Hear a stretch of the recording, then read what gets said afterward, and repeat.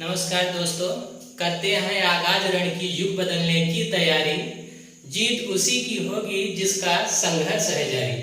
आइए दोस्तों, हम लोग अगली क्लास में देखते हैं प्रस्तावना। जैसे कल हम लोग संविधान का एक सिलेबस अच्छे से देखे थे, तो हम लोग आज का क्लास जो होगा प्रस्तावना होगा और प्रस्तावना का पूरा विशेष आकलन किया जाएगा।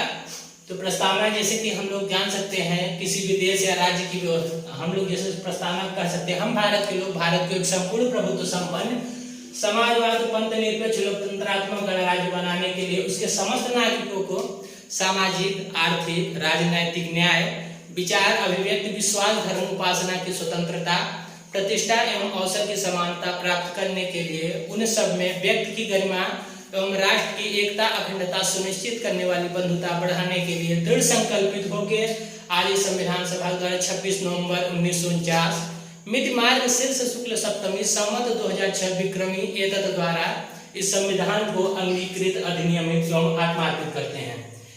दोस्तों, इसके बाद हम लोग जान सकते हैं कि प्रस्तावना सर्वप्रथम किसके द्वारा लाया गया था। तो 13 दिसंबर 1946 को पंडित जवाहरलाल नेहरू के द्वारा प्रस्तावना को संविधान सभा के समक्ष पेश किया गया था।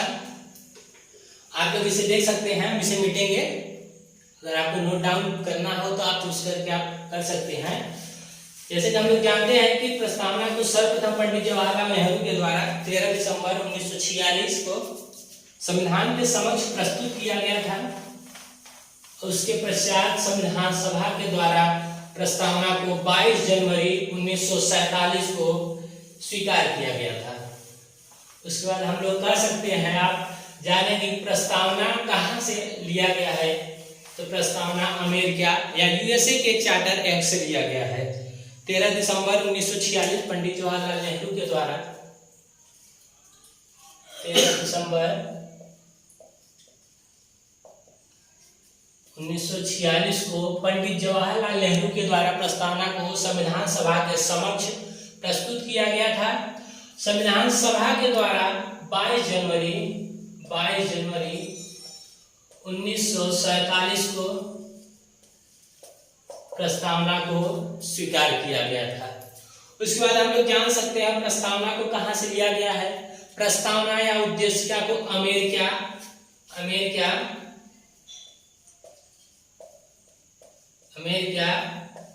या यूएसए के चार्टर एक्ट से लिया गया है, या यूएसए के चार्टर एक्ट से लिया गया है।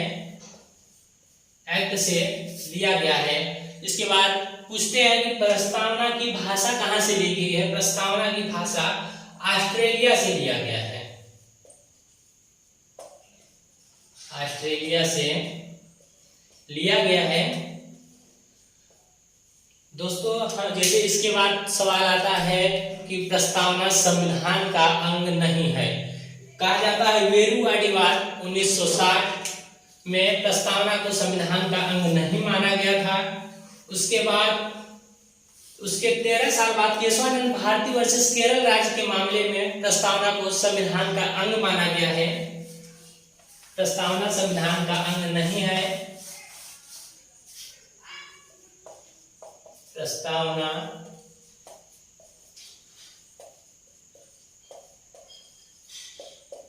संविधान का अंग नहीं है।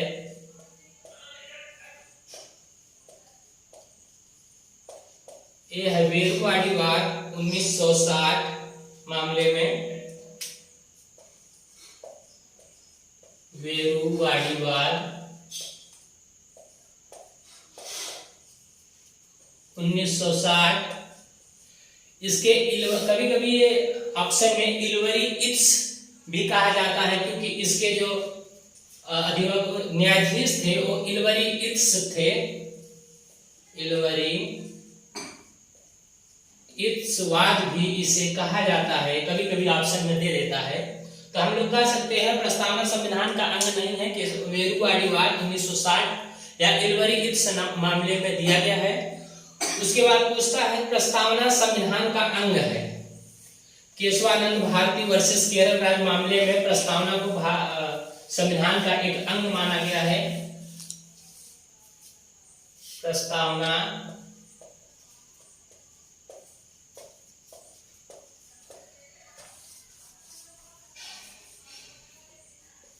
संविधान का अंग है। संविधान का अंग है। केशवानंद भारती वर्सेस केरल राज्य। केशवानंद भारती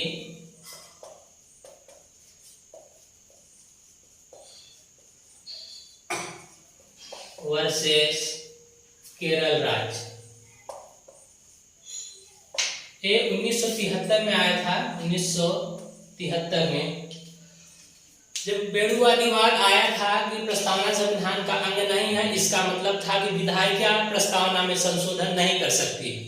उसके बाद जब केशवानंद भारती वर्सेस केरल राज्य मामले में माना गया कि प्रस्तावना संविधान का अंग है, इसका मतलब था कि विधायिका या संसद प्रस्तावना में संशोधन कर सकती है। अभी तक दोस्तों संविधान प्रस्तावना में सिर्फ एक बार संशोधन हुआ है, वो है 42वां संविधान संशोधन 1976, जिसके द्वारा प्रस्तावना में 3 शब्दों को जोड़ा गया: समाजवाद, पंथ निरपेक्ष एवं अखंडता। 42वां संविधान संशोधन, 42वां संविधान संशोधन 1976, इसके द्वारा प्रस्तावना में 3 शब्दों को जोड़ा गया। इसके द्वारा प्रस्तावना में 3 शब्द जोड़े गए: समाजवाद, पंथ निरपेक्ष,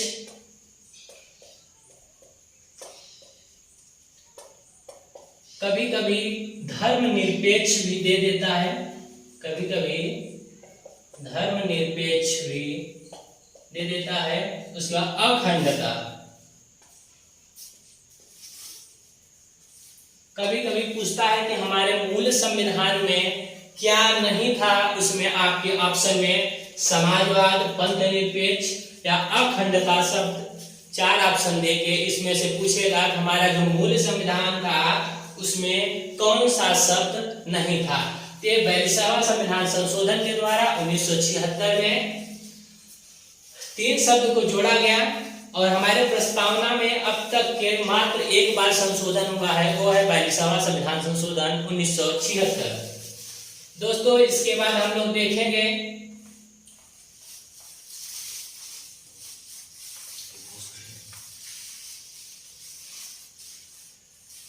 इसका था एक विशेष, हम लोग देख सकते हैं कि इसमें विशेषता क्या है। संपूर्ण प्रभुत्व संपन्न। अगर विशेषता की बात करते हैं इसकी प्रस्तावना में विशेषता, इसमें सबसे पहला शब्द आता है संपूर्ण प्रभुत्व संपन्न। संपूर्ण प्रभुत्व संपन्न। हम लोग जानेंगे संपूर्ण प्रभुत्व संपन्न किसे कहते हैं। किस अपने द्वारा किसी भी कार्य में यदि किसी बाहरी शक्ति का दबाव न हो, अपने किसी भी कार्य में किसी बाहरी शक्ति का दबाव न हो, उसे हम संपूर्ण प्रभुत्व संपन्न कहते हैं। ये पूर्ण रूप से स्वतंत्र हो, हमारे ऊपर किसी प्रकार की बाहरी शक्ति का दबाव न हो।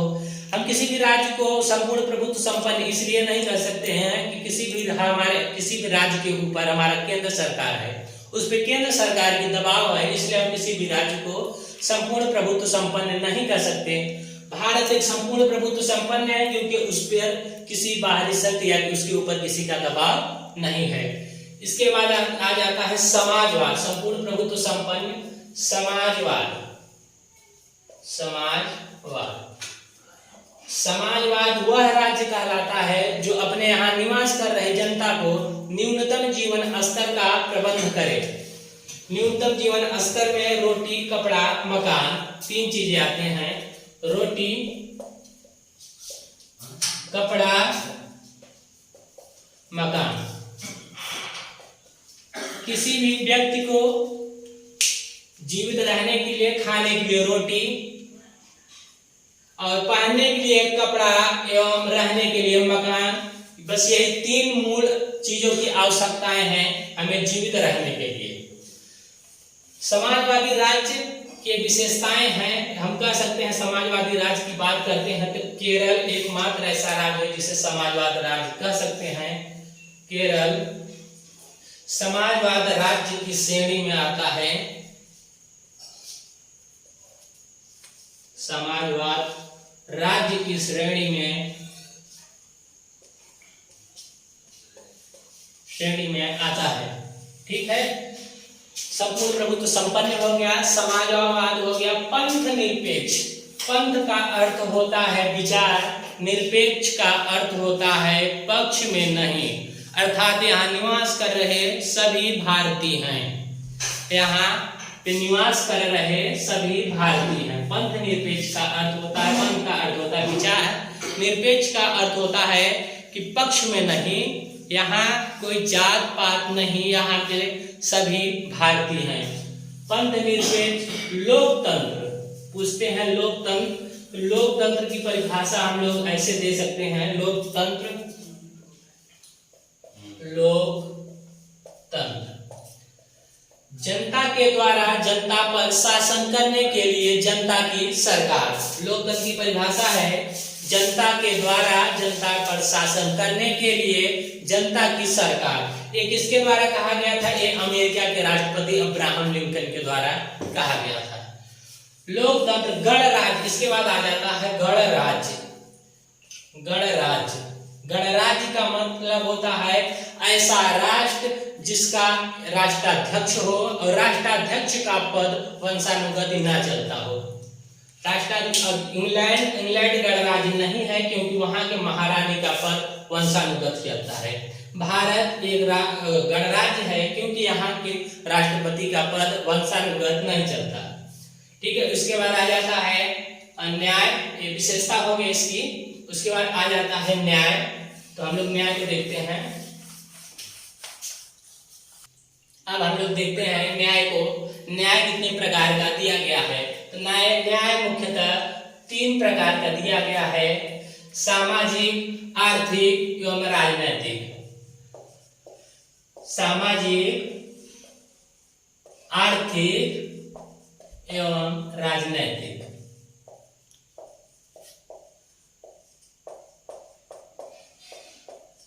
प्रस्तावना में 3 प्रकार का न्याय दिया गया है। उसके बाद दिया गया है स्वतंत्रता। स्वतंत्रता कितने हैं? तो संविधान में 5 स्वतंत्रताएं हैं। विचार, अभिव्यक्ति, विश्वास, धर्म, उपासना। विचार, अभिव्यक्ति,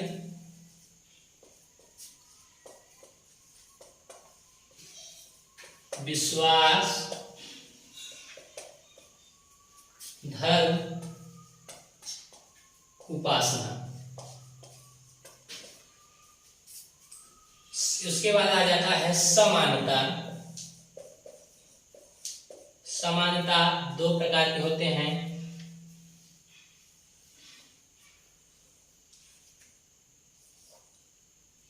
प्रतिष्ठा एवं अवसर की समानता।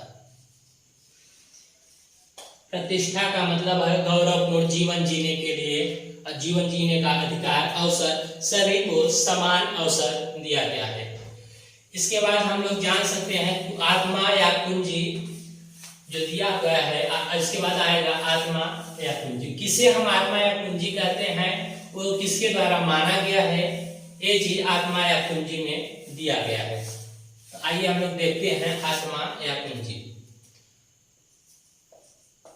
आत्मा या कुंजी। प्रस्तावना या उद्देशिका को मूल रूप से संविधान की आत्मा या कुंजी माना है। किसने माना है? प्रस्तावना या उद्देशिका को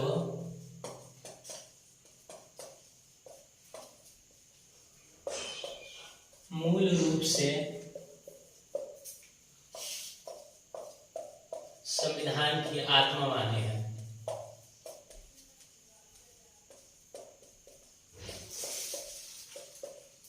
गोलकनाथ वर्सेस पंजाब।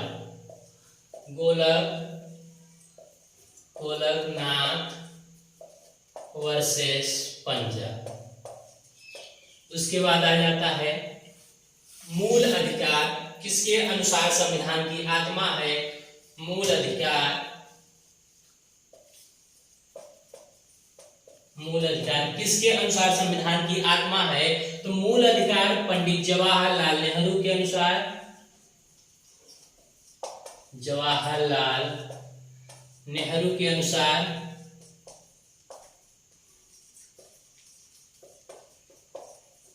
संविधान की आत्मा है।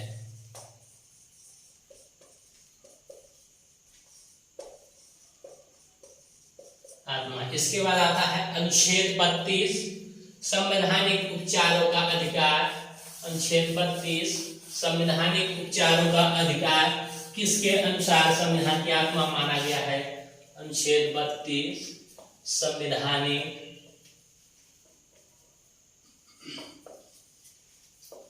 उपचारों का अधिकार।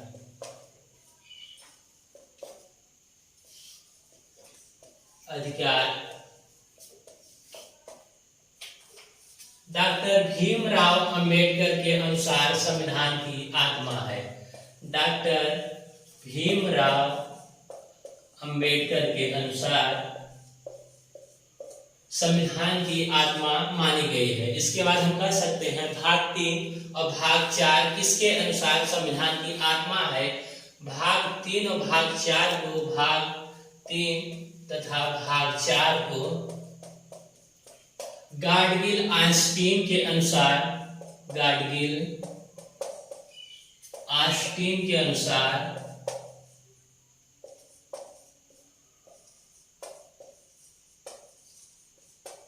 संविधान की आत्मा माना गया है। इसके बाद आता है के मुंशी हैं, उनके द्वारा वो उनका कहना है कि भारतीय प्रस्तावना भारतीय राजनीति का जन्मपत्री। के एम मुंशी के अनुसार, के एम मुंशी के अनुसार प्रस्तावना भारतीय राजनीति का जन्मपत्री है। भारतीय राजनीति का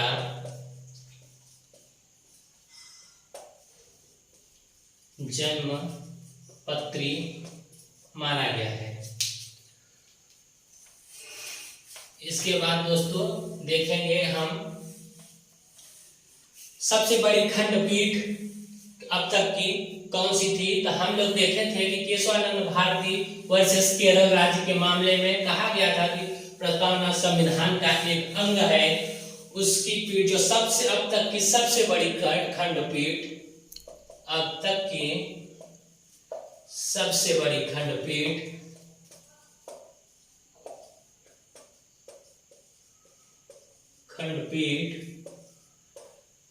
केशवानंद भारती वर्सेस केरल राज्य। केशवानंद भारती वर्सेस केरल राज्य। इसमें 13 न्यायाधीश का खंडपीठ था। इसमें 13 न्यायाधीश थे। इस अब तक का सबसे बड़ा खंडपीठ है। अब तक का सबसे लंबे दिनों तक की सुनवाई केशवानंद भारती मामले में किया गया था। उसके बाद दूसरी सबसे लंबे दिनों तक लगातार सुनवाई अयोध्या राम मामले में किया गया था। इसके बाद दूसरी सबसे बड़ी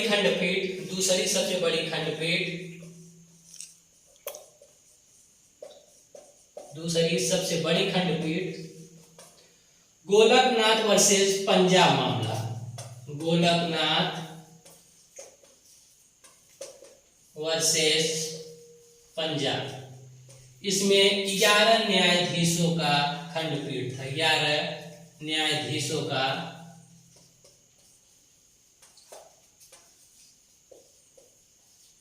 खंडपीठ था। दोस्तों अब तक आपने जो देखा है ये संपूर्ण आपका जो प्रस्तावना था उसके रिलेटेड सारे क्वेश्चन थे। और इसकी पूरी गारंटी के साथ हम कह सकते हैं कि आप कोई भी पेपर दे लीजिए, प्रस्तावना से अगर क्वेश्चन बनता है तो इससे बाहर एक भी क्वेश्चन नहीं जाएगा। और ये भी आपको हम बताते हैं कि आप कोई भी एग्जाम देते हैं, अगर उसमें आपका संविधान है तो प्रस्तावना से एक क्वेश्चन पक्का है। आपको जहां अभी तक बताए हैं इसमें से अगर कहीं में भी आप पुलिस का या जीडी का या एसआई का देते हैं, हर एक पेपर में एक क्वेश्चन आपका एकदम निश्चित दिया हुआ है और इसकी भी गारंटी है कि इससे बाहर नहीं आएगा। हम जो बताए हैं इसी में से नोट बाय नोट रहेगा। तो हमारा प्रस्तावना आज खत्म हुआ, हम लोग कल भाग 1 से स्टार्ट करेंगे। धन्यवाद।